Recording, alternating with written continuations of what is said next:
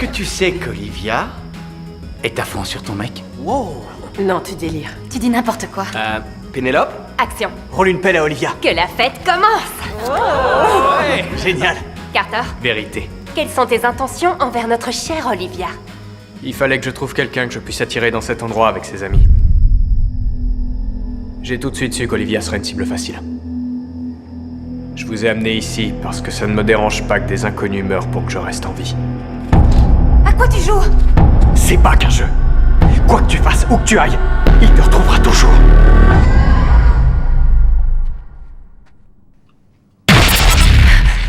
Ça va? Ouais. Arrête, s'il te plaît. Je rigole pas, je vois des choses. Action ou vérité? Action. Je sais que ça paraît dingue. Juste un peu. Cette charmante jeune femme vient de me mettre au défi de vous montrer mon matos. Déjà vu, rien d'impressionnant. Carter a été clair. Tu dis la vérité ou tu meurs. Tu relèves le défi ou tu meurs. Si t'abandonnes la partie, en fait, ça me gonfle. Tu meurs. On ne joue pas. On est juste des pions. Qu'est-ce qu'on fait alors? Choisis toujours vérité. Touche encore, je te pète la main, c'est clair. Vérité. Ça ne fonctionne pas comme ça. Seul le jeu peut décider. Pète la main d'Olivia. T'as pas le choix. J'ai vraiment la haine contre toi, mais il est hors de question que je te pète la main. Je crois que tu vas pas avoir le choix. Vas-y, fais-le! Ce jeu est trop fort pour nous. La moitié des personnes sur cette photo sont mortes. Faut qu'on découvre ce qui est à l'origine de tout ça. Comment on fait pour sortir vivant de ce jeu? N'en sors pas vivant. Le jeu s'arrêtera quand tous les joueurs seront morts. C'est ton tour. Je dois choisir laquelle de vous deux je vais tuer. Action ou vérité? Le film s'ouvre sur une scène choquante. Dans une supérette, une jeune femme achète des cigarettes quand le vendeur lui lance « Action ou vérité ». Elle refuse, mais saisit soudain un bidon d'essence et en asperge une cliente à côté d'elle. Avant toute réaction, elle allume un briquet. Les flammes embrasent la victime, qui s'effondre aussitôt au sol. Que vient-il réellement de se passer? L'histoire commence avec Olivia, une youtubeuse modeste mais déjà populaire. Alors qu'elle travaille, son meilleur ami Marky vient la voir. À l'approche de leur diplôme, il lui propose un dernier voyage de spring break au Mexique. D'abord hésitante, Olivia finit par accepter après l'arrivée de leur amie Pénélope et de son petit ami, Tyson. En bas, un autre ami, Brad, les attendait, tandis que c'était Lucas, le petit ami de Marky, qui conduisait. Une fois prêts, ils partirent. Cette nuit-là, alors qu'Olivia buvait, un camarade, Ronnie, tenta de l'importuner. Heureusement, un homme nommé Carter intervint pour la protéger. Intimidé par sa présence, Ronnie recula et s'éloigna. Olivia engagea ensuite la conversation avec Carter et découvrit qu'il voyageait aussi au Mexique. Ils discutèrent longuement, pendant que ses amis étaient trop fatigués pour continuer la fête. Juste au moment où tout le monde voulait rentrer se reposer, Carter proposa de visiter un endroit spécial à proximité. Curieux et en quête d'un peu de sensation pour leur dernier jour, ils acceptèrent et le suivirent jusqu'à une église abandonnée. À l'intérieur, Olivia erra seule. Peu après, elle trouva des photos éparpillées sur le sol. En faisant tomber un bocal par accident, une odeur écœurante s'en échappe. Alors qu'Olivia s'apprête à partir, Ronnie surgit soudain et lui fait peur. Il l'avait suivi depuis le début. Ils rejoignent le groupe, prêts à partir, mais Carter les en empêche. Il propose de jouer à Action ou Vérité, affirmant que ce jeu révèle ce que les amis pensent vraiment. Intrigués, ils acceptent et s'installent pour jouer. Olivia commence. Carter passe en dernier. Quand vient son tour, il choisit Vérité. Pénélope lui demande alors quelles sont ses véritables intentions envers Olivia. Carter répond qu'il avait seulement besoin de quelqu'un de populaire pour attirer ses amis ici et lancer le jeu. Ainsi, il peut survivre. Avant que quiconque ne réagisse, Carter se lève et s'en va. Olivia le poursuit pour comprendre. Il lui révèle alors que le jeu est réel. Dès qu'une question est posée, on en fait partie. Les règles sont obligatoires. Mentir ou refuser un défi signifie la mort. Après avoir dit cela, Carter s'enfuit rapidement. Quand Olivia revient, elle constate que tous ses amis ont disparu. Complètement perdue, elle se retourne et les voit la fixer d'un regard inquiétant. Heureusement, Lucas la touche à l'épaule juste à temps, et Olivia réalise qu'elle a peut-être halluciné. Le groupe conclut alors que Carter est devenu fou. Ils quittent ensuite l'église ensemble. Depuis ce jour, des événements étranges se multiplient. D'abord, les mots « action » ou « vérité » apparaissent gravés sur une table, puis sur un flyer. Un jour, en s'apprêtant à sortir, Olivia découvre ces mots gravés sur sa voiture. En se retournant, elle voit Ronnie. Bien qu'Olivia pense que c'est lui, Ronnie nie tout et assure que rien n'était écrit sur la porte de sa voiture. Malgré ses explications, Olivia ne le croit pas. Le lendemain, elle va à l'école pour raconter tout cela à Marky. Dès qu'elle entre dans la bibliothèque, une fille l'interpelle. Action ou vérité? Quand Olivia reste silencieuse, tous les élèves autour se regroupent soudainement. Sous pression, Olivia choisit vérité. On lui demande quel secret elle garde pour Marky. Elle révèle que Marky trompe Lucas. Lucas et Marky entendent tout. Lucas se lève, furieux, et s'éloigne. L'amitié entre Olivia et Marky se brise. Pendant ce temps, Ronnie flirte avec une fille. Soudain, elle lui lance « Vérité ou action ?» Ronnie pense à une blague et choisit action. Elle le défie de se montrer sur une table. Alors qu'il s'apprête à obéir, une force invisible le fait glisser et il tombe, se brisant le cou et mourant sur le coup. Olivia, regardant la scène en direct, comprend que Carter disait vrai. Elle explique tout à ses amis, mais il la croit folle. Lucas arrive aussi, mais ne la croit pas. Ayant déjà rompu avec Marky, il prend son sac et part, laissant Olivia seule face à la réalité du jeu. Peu après le départ de Lucas, les mots « action » ou « vérité » apparaissent sur un mur. Pensant à une blague, Lucas se rend compte que ces mots sont gravés sur sa peau. Il appelle Olivia et avoue qu'il a toujours eu des sentiments pour elle. Ensemble, ils décident de prévenir les autres. Marky revient et Olivia lui explique tout. D'abord sceptique, elle reçoit un message lui demandant de casser le bras d'Olivia. Hésitante, elle n'y arrive pas. Jusqu'à ce qu'Olivia l'insulte sur son père et Marky frappe. Olivia est conduite à l'hôpital. Brad est là avec son père, qui lance à son tour « Action ou vérité ?» Quelques instants après, Brad sort, montrant que le jeu mortel continue. Il confessa à ses amis qu'il avait révélé à son père qu'il était gay. Olivia comprit immédiatement que Tyson serait le suivant.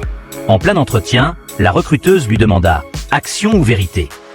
Tyson choisit vérité. On lui demanda depuis combien de temps il falsifiait des ordonnances. Il mentit et dit jamais. Alors qu'il se retournait, ses yeux devinrent étranges. Il saisit un stylo et se le planta dans l'œil. Sans effet mortel, il se cogna la tête contre le mur. Le sang s'écoula sous la porte. Olivia et les autres comprirent qu'il était mort. Pour mettre fin au jeu, le groupe commença à enquêter. Marky fit vite une découverte. Une étrange fille avait déjà aspergé quelqu'un d'essence dans un magasin. Olivia retrouva son compte et découvrit qu'elle s'appelait Giselle, amie proche de Carter.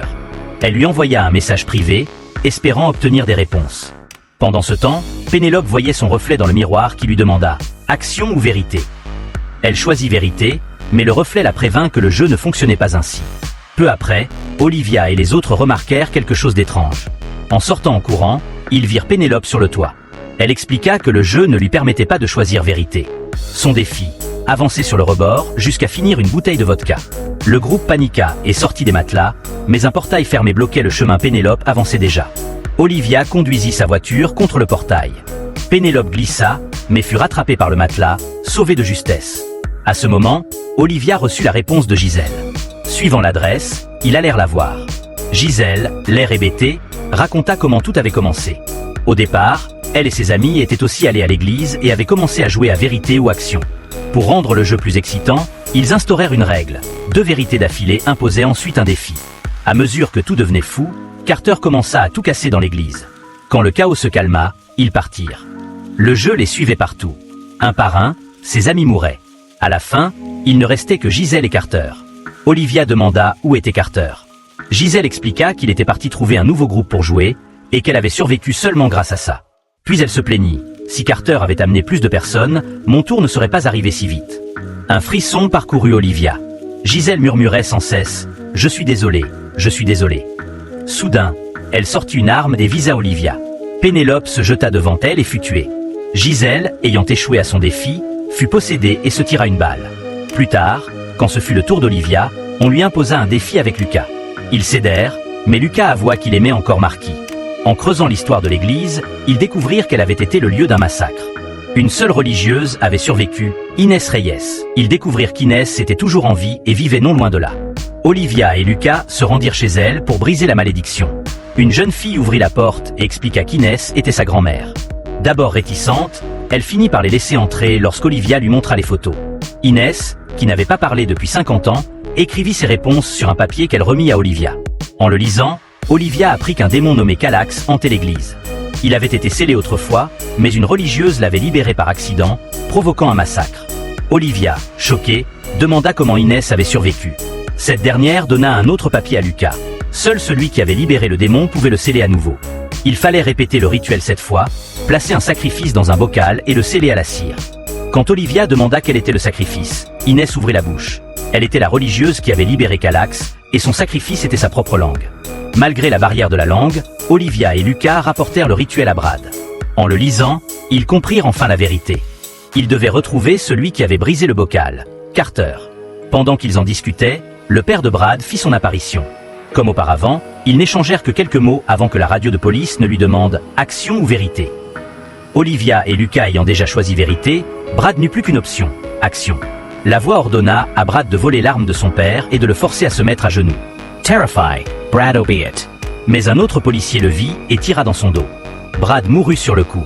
À leur arrivée, Olivia et les autres ne pouvaient que constater le drame. Le détective retrouva Olivia via ses échanges de messages et l'informa qu'un dernier survivant existait encore. En saisissant une photo, elle reconnut Carter. Profitant d'un instant d'inattention du détective, elle prit note de son adresse. Ils partirent aussitôt pour retrouver Carter. Arrivé sur place, Lucas défonça la porte.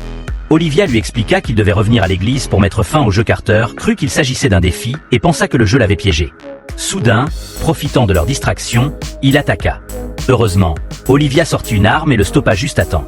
Ils se dirigèrent alors vers l'église. Olivia remit le rituel à Carter et lui demanda de le réciter 7 fois. Dès la première ligne, le sol trembla et l'église commença à s'effondrer. Olivia cria de continuer sans s'arrêter. À ce moment, Carter lança un regard étrange à Lucas et lui demanda « action ou vérité ?» Lucas choisit action puis décida de s'éloigner. Olivia et Marquis lui demandèrent pourquoi. Il répondit que le jeu le forçait à tuer Olivia ou Marquis et qu'il ne voulait blesser personne. Quand Carter termina le chant, Olivia lui ordonna de prendre le couteau et de se trancher la langue. Hésitante, il s'effigea. Lucas sembla soudain sous l'emprise du démon et se dirigea vers lui. Marquis le projeta au sol à temps. Carter attrapa le couteau et se coupa la langue pour rompre la malédiction. Mais le démon se libéra, tua Carter et tranche la gorge de Lucas. Devant les corps, Olivia et Marquis tombèrent dans le désespoir. Le mort Lucas tourna soudain la tête et demanda à Marquis « action ou vérité ?» Olivia lui dit de choisir action, mais de ne pas exécuter. Marquis choisit, et le démon ordonna qu'elle tire sur Olivia. Quand Marquis refusa, le démon la posséda instantanément. Il saisit l'arme et la braqua sur Olivia. Au dernier moment, Olivia la repoussa d'un geste. Le coup partit hors cible. Réagissant vite, Olivia fixa le démon et lui demanda « action ou vérité ?» Selon les règles, il devait jouer. Le démon choisit vérité. Olivia exigea de savoir comment arrêter le jeu. Il répondit qu'il n'y avait aucun moyen. Seul Carter aurait pu y mettre fin, mais il était mort. Tant que les joueurs vivront, le jeu ne s'arrêtera jamais. Après ces mots, le démon disparut. Olivia saisit alors une caméra, raconta toute l'histoire et la publia sur YouTube. Elle avertit les spectateurs des règles, puis, fixant l'objectif, demanda « action ou vérité ?» Ainsi, elle impliqua le public dans le jeu, gagnant un peu de temps pour elle et Marquis.